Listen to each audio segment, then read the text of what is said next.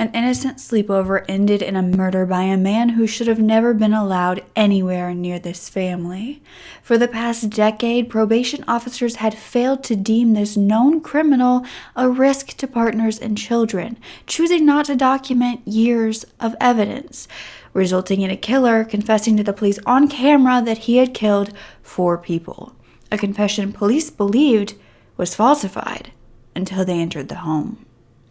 You are such a genuine gem. Thank you for clicking on my video. I am Brooke Makenna, and this is truly some of the worst probation failings that I have ever seen. 10 years that this man was just allowed to kind of do whatever he wanted, and it ended up causing a murder of an entire family. Thankfully, a few of the people involved in the probation system were dealt with, and we will get into that. However, that can never take back what this man did and bring back the victims. So let's go ahead and get into the story. It's also time to mention our longtime sponsor, Care Of. They have truly personalized vitamins and the cutest daily packets that are shipped straight to your door every single month. They're perfect for those of us who are on the go and don't have time to grab 5 different bottles of vitamins, make sure we're getting them all, taking them one by one. We can just throw these little packets in our bag, head out the door, and worry about it later. I think the coolest part is that Care Of can change with your needs. So if one month you need more vitamins that help you focus, and the next month you want to work on your hair, your skin, your nails, you can do that. It's very flexible, and Care Of makes it very easy to change your packet. Knowing that I'm actually taking care of my body with very little effort is the best feeling, and the convenience is unmatched. So Care Of is actually giving you 50% off your first Care Of order when you go to takecareof.com and enter the code Brooke Mckenna 50. Just go to the link in the description box and use Brooke Mckenna 50 for 50% off. Now let's get back to the story. So it was 2021 in Derbyshire, and on Chandos Crescent in Killamarsh lived a family with 2 children. So this was actually 35-year-old Terry Harris, who was a care worker at a nursing home, and she was also in the early stages of pregnancy at this time. She had a 13-year-old son named John Bennett, as well as an 11-year-old daughter named Lacey Bennett. Terry was said to be a fantastic mom, and on the weekends when she had her time off, she would spend all of her time baking with the kids and coloring with the kids. Lacey was one that loved dancing, being a girly girl. She loved watching TikTok, and she was said to be the most loving, caring person. And John was the most thoughtful and affectionate little boy. Even as a teenager, he was constantly telling his family he loved them, giving them kisses. He wouldn't hurt a fly, and he was said to want to be an engineer when he grew up. John Paul Bennett, described by his father today as his mini-me. Yep, I want to go up the steps. Sharing these videos online, he called his daughter Lacey the apple of his eye. On September 17th of 2021, Terry had allowed her daughter Lacey to invite over a friend named Connie Gint for a sleepover. Now, Lacey and Connie bonded over TikTok, over their incredible imaginations, the fact that they were just into this vibrant play and this really childhood joy. And so Connie was one that would even write plays and act them out with her siblings. She was very, very creative and artistic. So since Connie, Lacey, and Lacey's brother John were all around the same age, they actually got along surprisingly, and they would spend days together. So they actually spent the next day, after they spent the night September 17th, they spent September 18th outside where they were selling sweets in order to raise money for cancer. They had actually met a supermarket worker who had cancer and wanted to help her, so they decided to start this stand. Now that day, after already spending one night, Connie had called her mother and asked if she could stay the night again that night at Lacey's house, and both Connie and Lacey's mothers agreed to this, that Connie could stay another evening. And so that night, Connie and her mother were actually texting through WhatsApp around 9:17 p.m. when her mother would say goodnight, and Connie was alive and well and getting ready for bed around 9:30 when she answered goodnight as well. However, the next morning on September 19th, this was a Sunday, and police would be called around 7:26 a.m. about a self-inflicted stab wound.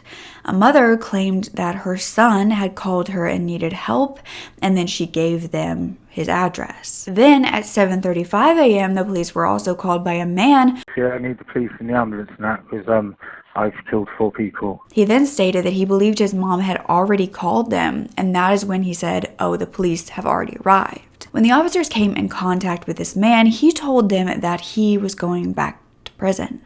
So the officers were asking him why, and this man would say, "I don't know. I blacked out. It's like I was outside of my body but looking in." While being arrested, he would confess that he changed his clothes several times to get rid of the blood. Now, the call from the mother about the son's self-inflicted stab wound was then connected to this man officially because stab wounds on his chest were then seen. He was bleeding, though they were pretty superficial wounds. And so police now believed that the 911 call about the stab wounds meant that this man was not in his right mind when confessing about the murder. In fact, they did not believe the murders had occurred at all, at least not yet. So they then asked him, is the family okay that was inside the home, since they were right outside, and he said no, and police just believed he was on drugs. Yeah, I don't know what happened. Alright, come to me. Mate, have you got anything on you that you shouldn't have? No, there's no weapons or nothing. Right. Do you just want them to do your coat? Have you armed yourself? Yeah. You have? Have you stabbed yourself, mate? I can see blood on your hands. Yeah. Anywhere else? Just my chest, 4 inches in with a bread knife. Can we have a look? And one on the stomach. I bled quite. Right, do you want? Yeah. Can we go down this? No, just stay there. I just don't want to be in front of everyone. Alright, just round the corner. Just walking wounded at the minute. Alright, stand here. Stay here. Right. So, we told you, I know what's going to happen to you now, mate. Well, I know it's going to happen when you go to prison, obviously, again. Why? What have you done? Have you done something to anyone else? Yeah. What have you done? I've murdered 4 people. Being calm and compliant, but he's got some stab wounds to his chest. They're not oozing blood, but he's saying that his family are inside and that he believes he has murdered them. do you want to go? Are you alright for me to go in? Yeah. However, the officers entered the residence and were visibly shocked. They found the bathroom door shut and would push it open to find a naked body lying on the floor. Upstairs in the main bedroom, there was a young girl as well as an adult woman who was found. The young girl was on the bed and the adult was on the floor. And then in another bedroom, another young girl was found. They were all deceased. And the suspect was officially detained at this point, and other officers were summoned to the scene. Damien, at 07:47 hours, I'm arresting you on suspicion of murder. You don't have to say anything, but it may harm your defence. Do not mention when questioned something later on in court, and if you do say may be given in evidence, your arrest is necessary to protect you from harm, to prevent your disappearance, for a prompt and effective investigation. Okay? I'm going to get you up, we're going to put you in the back of the van. Stand up. The suspect was treated for his injuries at the scene, though he also began to tell paramedics that he has a mass on his brain and he suffered blackouts. He believed he had mental health issues, but he also said he consumed 3 to 4 bags of cocaine and blacked out. And that is the reason he gave for stabbing himself at around 3 a.m. When the autopsies were conducted, the 13-year-old John Bennett was identified as the victim who was in the bathroom. He had multiple blunt force injuries to his head and defense wounds on his upper limbs. The adult woman and the young girl found in the main bedroom upstairs were found to be Terry Harris and her daughter Lacey Bennett. And Terry actually had 9 injuries to her head as well as her face, and it was confirmed that she was in the early stages of pregnancy. Now, Lacey had a fractured skull and was lying face down on the bed. However, Lacey was also found to have her nightdress pulled up around her neck, and it was theorized that this could have been used as some sort of ligature. Sadly, it was found that Lacey had also been raped and that her body had been moved from the living room where she was killed to the bedroom with her mother. She was believed to have survived 30 to 60 minutes, but was unconscious before her death. She also had defensive injuries on her forearms. Now, 11-year-old Connie, Lacey's friend, was found in Lacey's bedroom face down with injuries to her head as well. She was believed to have survived for an hour while unconscious before passing away. Now, the phone that was used by this alleged killer to call the police and confess was believed to be Connie's phone. Now, as the suspect was taken into custody at the Ripley Police Custody Suite, he would be identified. Now, Terry had her 2 children, Lacey and John, by a previous boyfriend. However, she had been seeing a man after breaking it off with that father of her children. She had been seeing a man named Damien Bendall, and he was the father of her unborn baby. Now, they had met on a dating website. Damien was about 32 years old, and he lived with Terry and her children.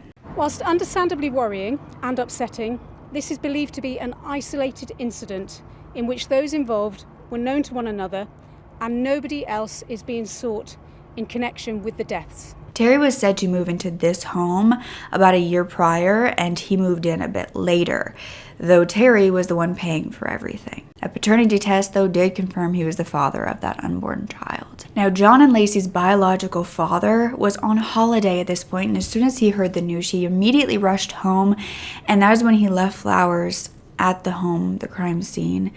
And they also had notes to them, and it said, "To Lacey, my TikTok queen, I'm lost without you. Look after your brother and don't wind him up." He also wrote, "To John, my beautiful son, keep your kind heart shining while the angels are looking after you. For me." He was the one who had to identify the children's bodies, as well as Connie's father.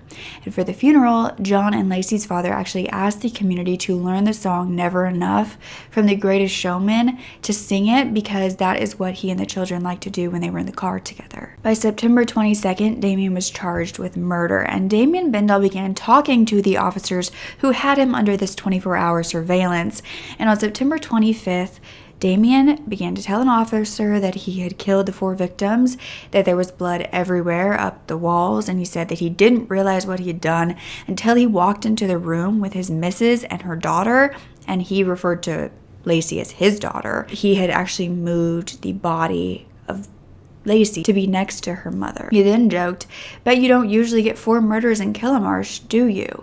"Well, I mean 5, because my missus was having a baby." He also then was explaining he didn't really act on impulse. He did pre-planned things, and that he was on a cocaine binge at the time. Now, a candlelight vigil was held at the Baker Park, and a walk for Terry was held to stand against domestic violence. He was well-mannered. They always remembered the manners. They always please and thank you. If you ever brought him a present, the first thing they did was go on Facebook and thank you. I don't know how we're going to manage without him. No. And in January of 2022, Damien's defense began working on the potential defense involving his brain condition. They were preparing to use specialist neurologists to test if he had an alibi for what he did. So the trial was pushed back time and time again due to this while these tests were being done.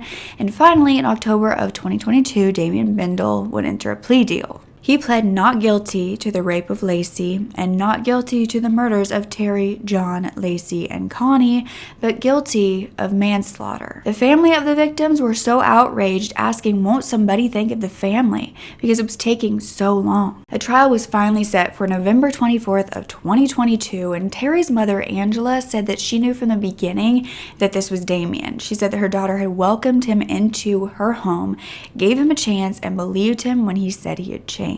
Now, Terry's phone records had been obtained from the morning after the murders, and they would connect to a drug dealer believed to be Damien's drug dealer and another number that he had texted around 5 a.m. after the family was deceased, where this number said, "Okay, I'll have it," in regards to the Xbox that Damien had stolen from the now deceased John and was going to sell. And this is when Damien had called a taxi. Now, a taxi driver who worked in the area would come forward to police to say that he had picked up Damien the morning after the murders around 5:22 a.m. and he claimed that he was talking to this customer and he was taking him to Sheffield, and he asked how his night had been, and Damien had said, "Not too bad, a bit mad." When the driver asked why, Damien allegedly said that it was a bit crazy, but it was all right. So the driver asked what he had been up to, and Damien allegedly said he was just chilling with the family. After Damien sold the Xbox, came home, he then was caught on CCTV footage leaving again around 7:23 a.m. to go to a local store to buy tobacco. Around this time, he was also found to cut off his ankle monitor, or his tracker basically. And yeah, you heard that right, but we'll get a bit more into why he had that in a bit. But by the time he returned home from getting tobacco, he was calling 999. His mother had already called and the police were arriving. So Damien was finally taken to trial at Derby Crown Court, and body cam footage from the officer's arrest was revealed to the courtroom, and they showed Damien outside of his home ready to be arrested. An audio from the officer who had entered the crime scene was then played, and you could hear him finding the bodies in real time and informing the other officers, saying, "Oh, Jesus, there are at least 3 casualties. They are gone. They are all gone. Jesus, I don't know who they are, but they are all gone. Massive head injuries." At the trial, it was revealed that at the crime scene, the murder weapon, the claw hammer, was found covered in blood, and next to Lacey's body was a knife, as well as a purple towel, a pouch of tobacco, as well as Damien's electronic tag or ankle monitor, and an unwrapped used condom. There also was a mirror propped up by the bed with pillows. A doctor who was taking care of Damien's injuries when he was first arrested testified that Damien told him that he does harm to others if they piss him off, and he has low empathy for others, as well as a split personality disorder. Damien allegedly said that he wouldn't just stab someone, though. He would give them 3 warnings and then attack. The prosecutor, Mr. Louis Mabley, told the court that when Terry first moved into this new house, she didn't want Damien to even know where she was moving. This was said to be because she had basically found that he had smashed their bedroom door at the old house, but when she told her mom this, she denied that he did this in anger. And that is when her mother told Terry, "Well, I'm going to call social services if you don't kick him out of your life for the children." And so Terry did this, at least for a little while. You see, Terry's mother didn't like Damien from the beginning. She had been told by Damien at one point that he had killed a dog. Well, I didn't think this, obviously. How would anyone? No one would ever think this. He said my friend had a dog, and he couldn't afford the vet's bills. So I hit the dog over the head with an house brick. And that was like, that was my real first concern. You knew, and she knew, Terry knew, that he had a violent past. Why did she stay with him? She only knew some of it, but then he turned it around to say that, well, that was in my past. I've met you now. I love you. I love the children. And now I will change. Those who were around him said that he had different personalities depending on what kind of drugs he was using. However, he would once again move in with Terry and her kids, and Terry's friends and family began to notice at this point that Terry was asking them for money. She was also selling her own belongings, and they believed that this was to give Damien money for his drug problem. It was found that the main reason that they were back together was due to Damien's constant messaging, and Terry was then showing signs of abuse with bruises as well as changes in her own behavior. She seemed to watch everything she said around him. He was trying to stop her from coming to see us. Her friends were messaging me saying, "We don't hear from her anymore, she doesn't speak to us anymore." My girl was not my girl anymore. He was controlling her. Now, a friend of Terry's claimed that about a month prior to the murders, Terry told them that she was trying for a baby with Damien. She told her mother that she wanted to marry Damien. Though 2 days prior to the murders, on September 16th, a neighbor would testify that the couple got in an argument where Damien was leaving the home and shouting at Terry that this was not finished yet. It turned out that during this time, Damien was a wanted man.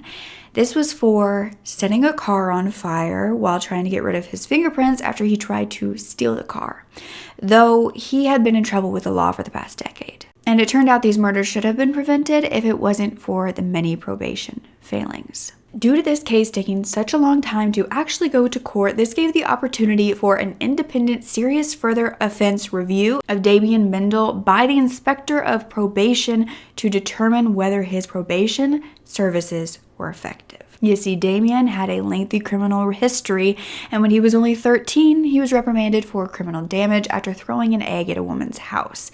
This didn't seem like much, however, it only escalated from there. Because at 19, he was in possession of cocaine, and at 20, in 2011, he committed robbery. For this, he was sentenced to 3 years. However, a year later, he was released on house arrest to his mother's home, and he was being watched by probation services in the Southwest for the next 2 years. This was until 2014, and the first probation officer he had described Damien as cold, calculated, and quite psychopathic. That he would use violence in a calculated manner rather than losing control. In 2015, he received 3 more years for attempted robbery with a 6-inch knife. This was of an Asian man who reported hearing abusive language before he lost consciousness. While in prison, though, Damien assaulted prison officers after he was denied a prison transfer, and at this point, he was also having some witness statements against him being made, because in 2016, an ex of Damien's disclosed to police that he was abusive to her prior to going to prison. She then contacted the probation officer wanting a restraining order before he was released. However, no record of a restraining order was ever found. She wasn't given one. And Damien then admitted to his probation officer that he had a drug habit and would often take money from his families, his partners, and his ex to fund it. At this point, he was finally deemed high risk of serious harm to the public, but still not serious harm to partners or children. Damien would be sentenced to 30 months for the assault on the officers at this time, and he was released almost a year later, but then was recalled to prison due to poor behavior. And when his sentence was over in 2019, he was released with no requirement for probation supervision. However, this wasn't the end. A prison psychologist had written a report saying that DB has been persistently returning to violence both in prison and in the community. Thus, attachment experiences and early exposures to violence remain unresolved, unaddressed, with no relapse prevent plans in place. So even the psychologist knew at this point that he was not rehabilitated. He should not be released, especially if there was no plan to further help him or watch him, monitor him after he was released. However, no one listened. And then in March of 2020, while Damien was not on probation, a police unit then contacted his previous probation officer to confirm his current address. You see, the Wiltshire Police Child Sexual Exploitation Team wanted to know where he lived. They told the probation office that he had evidence of sexual risk of harm to girls. They were allegedly concerned because he was associating with this 16-year-old foster girl, and they wanted to give him a warning to keep away from her. However, in his documents, nothing was changed to say that this previously deemed low risk for partners and children was now a high risk. The next month, Damien committed the arson of the car. And for this, the National Probation Services Court team completed a pre-sentence report prior to him going to trial for this. Now, this claimed that a curfew requirement was suitable for the punishment, that he would just simply have to be at a home address that he would disclose of by a certain time. They also claim that he posed a medium risk of serious harm to the public and a low risk of harm to partners and children. So this is why he was sentenced to 17 months of probation, 5 months of curfew, a 20-day rehabilitation activity, as well as 6 months of alcohol treatment. And this was set to end in June of 2023. This meant that Damien was still on probation during the time of these murders. So the Deputy Prime Minister, Dominic Raab, ordered a review of the probation services in this case. So they found that the probation service in East Midlands had been assigned his case for the arson charge. They had conducted a risk assessment while noting that alcohol and drugs would increase the risk of serious harm. However, they never increased the risk, even when he confessed to drug use. You see, 2 months into his probation, in August of 2021, Damien notified his probation officer that he was smoking cannabis and drinking alcohol. He also was not going to his alcohol treatment, but 15 days after this, Damien's case was transferred to a different probation officer, this time a trainee who had only been working for about 6 months. Now, a phone call was set between Damien and this new probation officer for September 10th, but Damien did not attend. And only 9 days later, he was arrested for murder. But throughout the years, Damien was known to tell his probation officers that his stepdad abused him physically during childhood, and that he started selling drugs at the age of 9. He claimed he was also a high-ranking member of the white supremacy group called the Aryan Brotherhood. He also said he committed violence for a gang and he had not been convicted of those crimes. So at this point, the probation services assessment found that the management of Damien Bendall was of an unacceptable standard. It was found that vital information was not included in his documents about the risk of serious harm that he posed to both partners and children. The assessment found that if the court had known these things when he was being sentenced for arson back in 2021, he might have been imprisoned. This meant that he might not have also been able to reside with Terry and her children, especially because the curfew requirement that he was under was supposed to enforce domestic safeguarding by timely checks and working with police and children's social care. The assessment found that the court officer for the arson charge didn't even speak to Terry or her children or to social services before he was saying that he was going to live there. They found that the risk of harm to children and partners was seriously underestimated. Do you feel like this whole thing could have been prevented? Of course he could have. Yeah. She wasn't even consulted whether he was allowed to be bailed at her address. Was she just waiting for that one moment to say, no, this person ain't who I thought he was? But that never came, did it? So many people's lives were wrecked just because someone could do their job properly.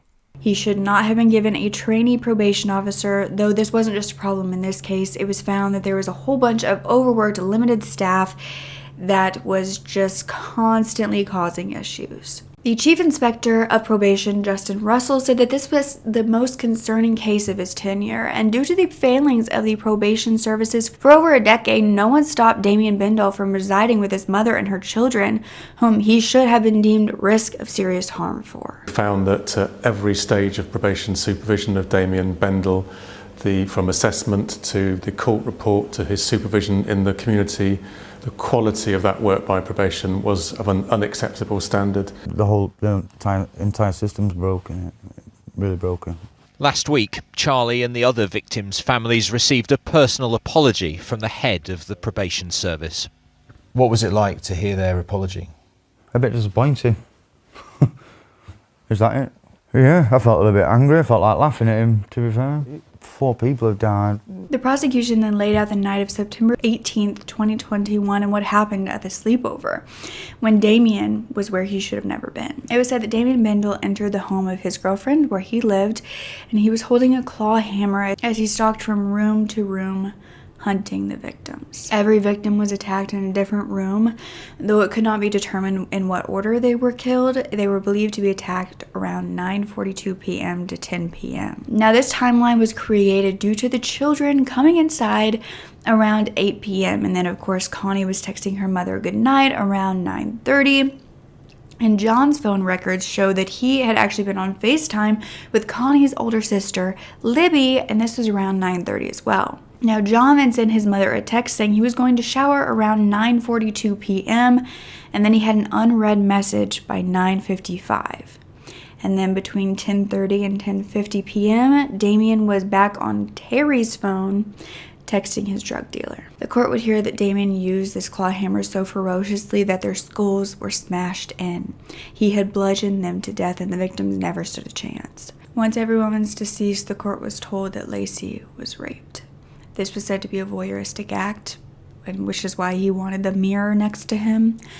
But it was believed that Damien was taking cocaine that night, and after the murders, he went to sell John's Xbox to get money for drugs. This is why he had taken the taxi, he had returned home, and he stabbed himself. Now, Damien's attorney, Vanessa Marshall, said that his actions were actually motiveless, that Damien and Terry were happy about having a baby together. She claimed that Damien was actually suffering from early stages of the chronic traumatic, I'll put the word on the screen, which test results actually didn't show. But she said that his drug use that night had actually advanced his condition that night. She said this wasn't an excuse, but a possible explanation. She claimed that Damien had no recollection of committing the crimes and that he did have genuine remorse for the pain and the devastation that the families were going through, but he knew that show of public expression of this would provide no comfort to the families or undo the crimes. She said that Damien hoped that him getting a full life sentence to confront his demons every single day would provide justice. However, she also said that she was not going to argue against the prosecution because she believed a whole life order was warranted. And the prosecution said that they believed the acts against Lacey herself warrants a whole life order. Damien Bendall was said to keep his head bowed the entire trial, and those who knew Damien as a child said that he always wanted to be a bad boy, like a certain family member he had, but the family member was said to be way worse. And then a man who used to live with Damien said that he was always hanging around gangsters and enjoyed torturing kittens. Those who knew him said that the murder was far beyond what they thought that he could do. Though there might have been a tipping point for Damien in 2020 when a close relative of his took his own life. Now, John and Lacey Bennett's biological father attended the trial and made an impact statement saying, "The murder of my 2 children has destroyed me and taken my life away. I can't kiss them and tell them I love them, and now I have nothing to fight for. I used to be scared of dying, and now I'm not scared at all. I just want the pain I feel to end. John and Lacey were innocent, and I cannot comprehend why someone would take innocent lives." Connie Gint's father then spoke to the court saying, "The murder of my daughter has completely torn my life apart, and I feel totally lost with the pain and the stress this has caused me. I feel like I have become a lost soul trying to navigate my way through life without her. The whole crime is totally senseless, and there can be no justification for the brutality he used. The man who carried out the crimes can only be described as truly evil." Justice Nigel Sweeney said that he had no doubt that the punishment requires him to be kept in prison for the rest of his life, so he was then sentenced to a whole life order, which is the maximum in the UK that you can get. But he was not the only one that would be going to prison, because disciplinary action has allegedly been taken against 2 members of the probation staff, including one officer who is supposed to assess his record for the arson case and report everything he found and didn't. They were actually found guilty of gross misconduct. His second probation officer was allegedly also found guilty of gross misconduct for giving his case to a trainee, but extra funding is being used now to recruit more staff to ensure domestic abuse and child safeguarding checks are being carried out before an offender is given a curfew, especially at home with children. Now, although they say that they are doing all this, of course, in any system, it's going to take a while to see any effects of that if they are actually doing anything to begin with. Now, the home where these murders occurred has been boarded up. However, the community wants it demolished and replaced with a memorial garden.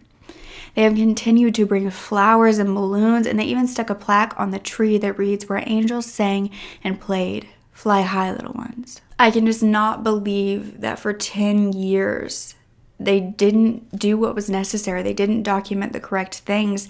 Every little thing matters when it comes to these criminals, especially when they're going to be released. And you would think that something as just appalling as the child exploitation team wanting to talk to him and fearing that he was involved with a minor, you'd think that that would at least have been kept in his record. But, they didn't ever change that risk from low to even medium. It continued to be low. This is just one of those cases that could have been prevented, and these victims were failed. I'm so sorry if I was a little hard to listen to today. I am sick, and so my voice is kind of coming and going, and so I tried my best. Hope it wasn't too annoying. But don't forget to speak up. Your voice is powerful enough, and I love you to absolute pieces. Okay.